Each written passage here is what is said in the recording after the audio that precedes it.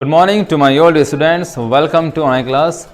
I am Rishad, your English subject teacher. Today we shall discuss the second part of your chapter. The name of this chapter, The Real Successor.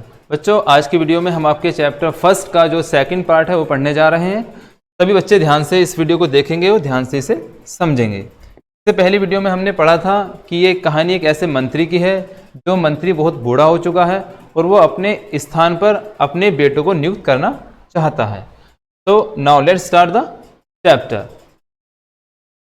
The king was much surprised to hear the words of the minister. यानी जो मंत्री राजा था वो मंत्री के इन शब्दों को सुनकर बड़ा ही सरप्राइज्ड हुआ। सरप्राइज का मतलब आश्चर्यचकित होना।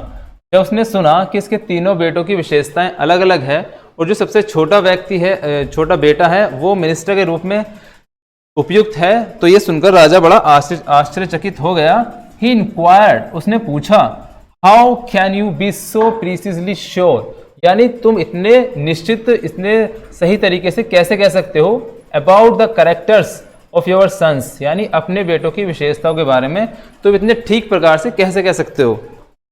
Can you show the difference in their characters to me? क्या तुम मुझे उनके जो विशेषताएं हैं उनके बारे में अंतर समझा सकते हो, दिखा सकते हो। माई लॉर्ड यानी महाराज, आई शैल, ये आई के साथ इसमें शैल जुड़ा हुआ है, ये आई और प्लस शैल लिखा हुआ है। I shall try to satisfied your curiosity, यानी महाराज मैं आपकी इस क्यूरियोसिटी को, इस उत्सुकता को शांत करने की पूरी कोशिश करूंगा। सेड द मिनिस्टर, उस मंत्री ने कहा। आफ्टर ए पाउस का मतलब रुकना, यानी कुछ देर वो रुका और उसने राजा से कहा कि महाराज मैं आपकी इस उत्सुकता को जरूर शांत करूंगा। I shall give one single instructions to all of the three, यानी मैं अपने तीनों बेटों को एक ही आदेश दूंगा। एक सिंगल इंस्ट्रक्शन माने एक ही आदेश दूंगा। देन यू कैन ऑब्जर्व का मतलब निरीक्षण करना, पता लगाना। देन यू कैन ऑब्जर्व, तो आप पता लगा सकते हैं the way each works it out, कि इनका प्रत्येक का जो कार्य है वो अलग अलग है।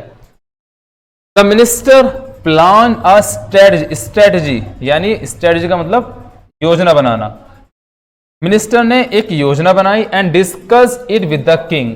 डिस्कस का मतलब उसे जिक्र किया राजा के साथ, राजा के साथ मिलकर उसने एक योजना बनाई, राजा से कहा। Then the minister sent for all the sons, तब उस मिनिस्टर ने अपने जो तीनों बेटे थे उन्हें बुलाया। He sat in a big room का मतलब बड़ा कमरा, और वो एक बड़े कमरे में बैठ गया।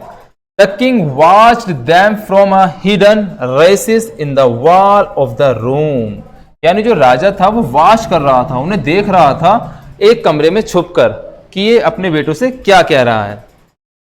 The minister spoke to them a serious tone का मतलब गंभीर आवाज में। जो मंत्री था उसने बड़ी ही गंभीर आवाज में कहा, लिसन, सुनो, माई सन्स, यानी मेरे बेटो सुनो। I have taught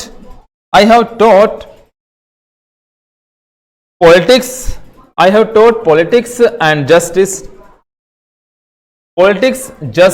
and rules of governance, यानी मेरे बेटो मैंने तुम्हें राजनीति के बारे में, न्याय के बारे में, एंड रूल्स ऑफ गवर्नेंस और राज्य के नियमों के बारे में बताया है, तुम्हें सब कुछ सिखाया है।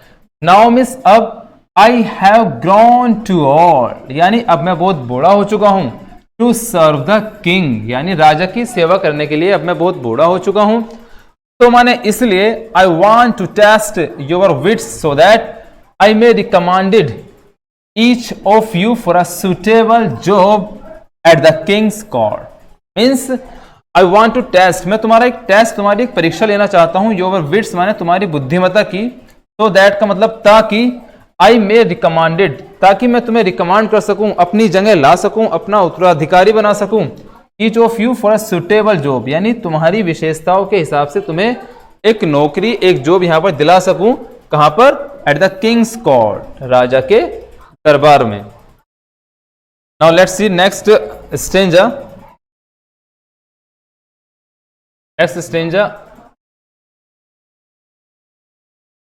ही फर्दर सेड, उसने आगे कहा, मंत्री ने जो अपनी योजना बनाई थी उसके बारे में उन्हें बताया क्या बताया?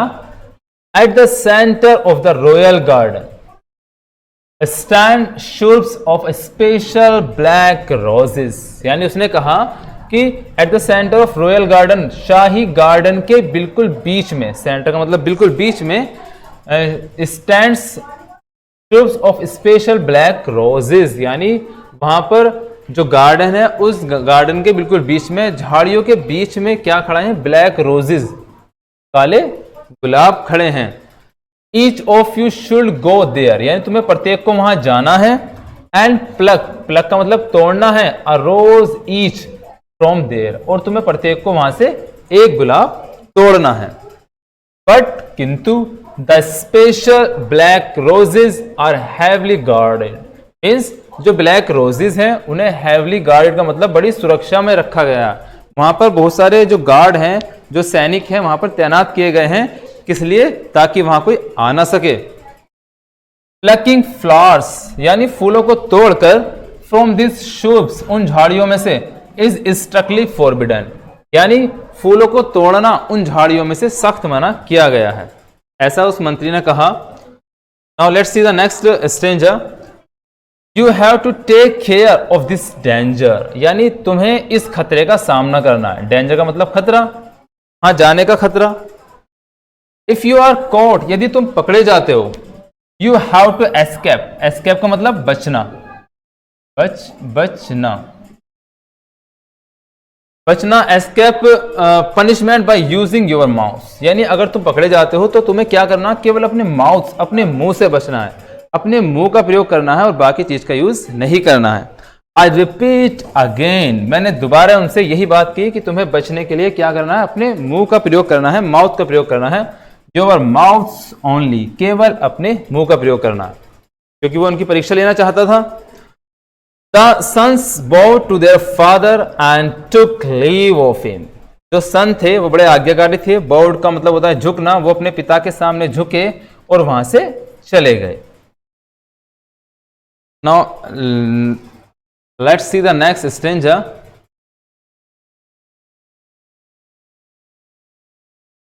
Next morning at dawn, यानी जब अगली सुबह हुई, when it was still dark, अभी यानी कुछ अंधेरा था, the three sons entered the royal garden, यानी उन तीनों बेटों ने क्या करा? एंटर्ड करा उस शाही गार्डन में। उस शाही गार्डन में तीनों ने क्या करा? एंटर करा, प्रवेश करा। The black roses were in the middle of the garden, यानी जो ब्लैक रोजेस थे, जो काले गुलाब थे, वो गार्डन के कहां थे? बीच में थे। The garden was heavily guarded, यानी जो गार्डन था वहां पर बहुत सैनिक लगे हुए थे, वहां की सुरक्षा करने के लिए चारों तरफ तैनात थे ताकि कोई यहां अंदर ना आ सके। And many guards were posted, और बहुत सारे गार्ड जो है पोस्टेड किए गए थे इन शॉर्ट इंटरवल्स, यानी थोड़ी थोड़ी जगह पर वहां पर जो है सैनिक खड़े हुए थे उस गार्डन की सुरक्षा के लिए, ताकि यहां पर कोई आ ना सके,